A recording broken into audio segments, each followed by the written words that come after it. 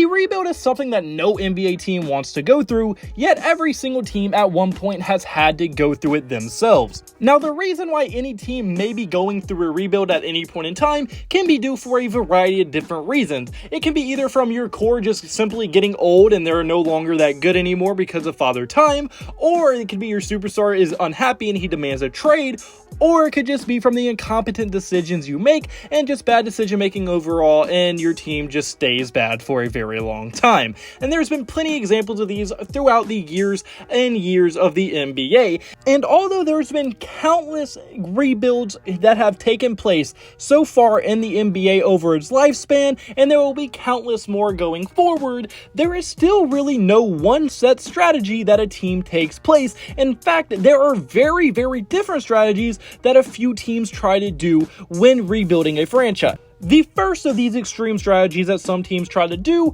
is what I like to call the Sam Presti method or the scorched earth method, which either one you like to say more. And the reason I call it scorched earth is because they literally trade every single young asset on their team, perfectly get as bad as possible, and get as many young assets and young players that they hope to develop or use in the future drafts, and hope to build from there. And when I say literally trade every single asset that is of any value on your roster, I mean every single asset on the roster.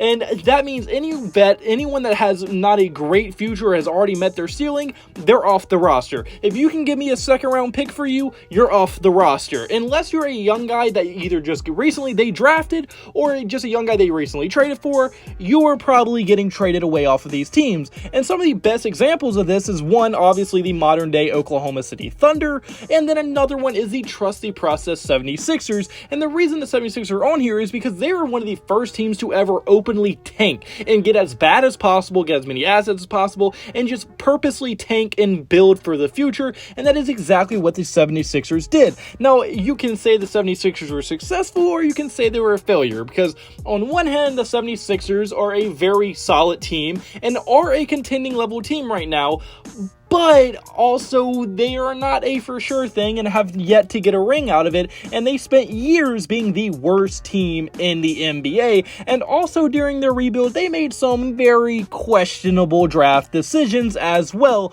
So I wouldn't say they were fully successful, but they have put themselves in a spot to where it is a possibility that they could win an NBA ring, which is more than a lot of teams could say. And then as far as the Oklahoma City Thunder go right now, although they are far from being a contending level team, they do have a very bright future with players like Shai Gilgeous-Alexander right now being on the MVP ladder with how good he started off this season. Lu Dort is a very fun role player to watch. Chet Holmgren has not played a minute for them, but I mean, he is a unicorn level player and no telling how good he could be. And if they're still going to be bad this season, they can legitimately have a chance to get one of the most hyped prospects in NBA history in Victor Wembanyama. And if they're able to get him and pair him with Chet, SGA, Lu Dort, and some other fun young guys that they have on the team like Trey Mann and all of them, they legitimately could make some noise in about 2 to 3 years going into the future. And that would be, once again, them having tons of picks left even after Wembanyama. And it would be, once again, the scorched earth method kind of working and maybe even putting themselves in a position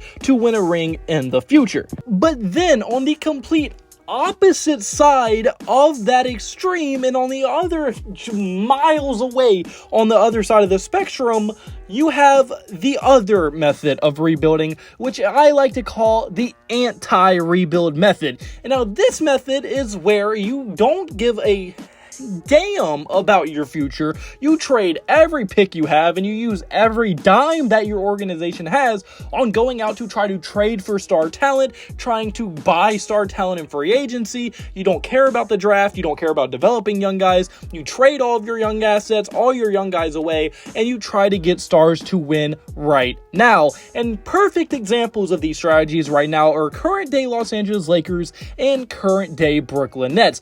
The Brooklyn Nets, before they got Kevin Durant, Kyrie Irving, and James Harden on their roster, when they were trying to do this crazy rebuild and this crazy finals contending thing, were one of the funnest teams to watch. They were led by D'Angelo Russell. They had Jared Dudley on the bench dancing. They had one of the funnest teams to watch in the entire NBA. And then they went ahead and said, we're trying to win a championship, added Kevin Durant, added Kyrie, added James Harden, and things blew up in their face, but they did give themselves a chance to win a ring legitimately, and if they would have stuck together, they maybe could have won one as well, and there's still a current point where if they could get their shit together, they legitimately could still win the ring this year if they were able to get together and play at their peak performance, because a big three of Kevin Durant, Kyrie, and Ben Simmons is probably still talented enough in a perfect world for them to make the NBA Finals. Like, there's not a 0% chance of that. And then the Los Angeles Lakers, well, I feel like it's fairly obvious why they're on this list, because at one point, not that long ago, the Lakers actually had a plethora of young talent on this roster. They had guys like Brandon Ingram, Kyle Kuzma, Josh Hart, Julius Randle, Lonzo Ball, Jordan Clarkson, all of these young guys on their roster, just tons and tons of young talent who have all actually gone on to be fairly successful in their own individual rights.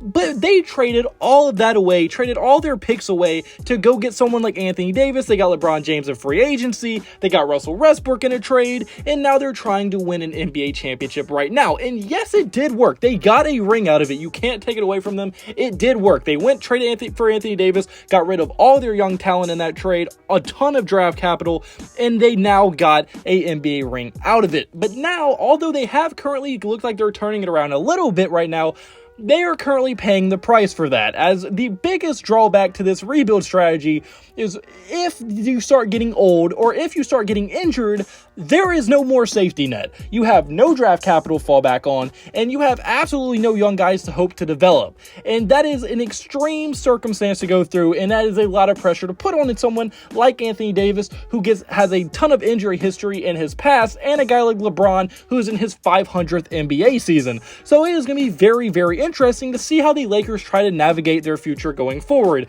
Because right now, I'm sure they still think they can win a ring, which is not out of the realm of any kind of possibility. Like, they could theoretically make a move or two and become finals contenders once again, but as they sit right now, I can't see it happening, and their future is looking very, very bleak because they don't have many draft picks, and they don't have much money because it's all tied up in two guys, really three guys pretty much, and their supporting cast doesn't have that much young talent, or at least not high ceiling young talent around them, so it is going to be very, very weird to watch. So although both extremes are two completely different ways of trying to rebuild their team, neither one of them is by any means a guaranteed success rate to have, and no means is any of them guaranteed to be better than the other. So that is why the art of the rebuild is such an interesting topic. And those extremes are not the only two strategies. A lot of teams don't try to go that extreme in one or the other direction.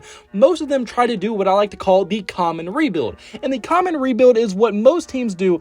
They figure out they have a good team, but it's not good enough to ever win the NBA Finals. And what they do is they don't completely blow it up. They trade kind of all the high-level veteran role players, they get some young guys in return, but they keep their superstars on the roster. A great example of this rebuild strategy taking place is the right now Portland Trailblazers, and the reason I say this is because they did this exact rebuild strategy just last season. After Damian Lillard got hurt, they were they were struggling as a team, and they had a lot of really good role players. If Damian Lillard was healthy, they would have been a solid playoff level team, but Damian was hurt, and they realized, look, we're probably never winning a finals with this current core. We need to shake some things up, and that is exactly what the Portland Trailblazers would go on to do, because they traded CJ McCollum, they traded Norman Powell, and they traded Robert Covington, and those moves, they got really good other solid role players, while also freeing up a lot of time and minutes for their young guys to develop, like Anthony Simons, Trendon Watford, and they were able to get a good lottery pick, as well as those trades did make them a worse team in the short term, which resulted in them getting Shadon Sharpe, and now, right now, they have a very solid roster with, if Damian Lillard can get healthy, with Anthony Simons, it's looking like Damian Lillard 2.0 with how good he's playing, especially when Damian Lillard has been out, and this rebuild strategy is probably the most safe and probably trustworthy ones, because it doesn't require you going awful and getting completely terrible and having to rely on some 16-year-old in the draft in a few years, trying to draft them and hope they become the next Michael Jordan for your team or anything like that. No, you kind of get to have a safety net, like we still have this superstar, star, so he's going to make us at a certain level of good, and we just have to surround him with solid young talent, and that is exactly what the Portland Trailblazers are going for, and that is why they have still a very solid roster that is legitimately going to be a strong playoff team that no one wants to play against when they are fully healthy. And the last strategy, and in my opinion, the best strategy, but probably the hardest to successfully pull off, is the homegrown rebuild. And this rebuild, when done right, works wonders for your team, but it can also be the by far hardest to do, as the only teams right now that have been able to really do this at a high level are probably the Golden State Warriors and the Boston Celtics right now. The Golden State Warriors are obviously probably the first team you think about when you think of a homegrown team, as they drafted Steph Curry, they drafted Klay Thompson, they drafted Draymond Green, they drafted Jordan Poole. Like, they have a ton of talent on their roster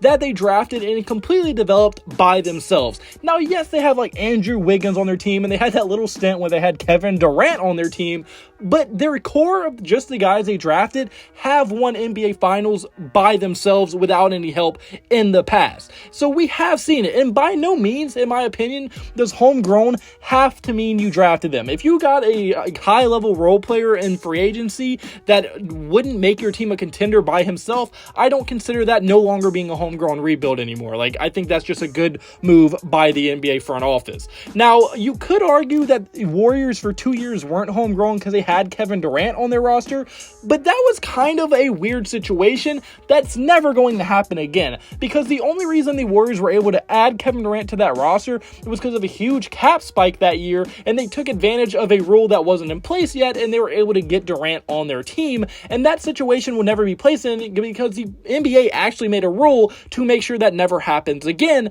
So it would be kind of stupid for Golden State not to have done what they did. So I still fully consider the Warriors being a homegrown team, and they have now become one of the best dynasties in NBA history due to this rebuilding strategy.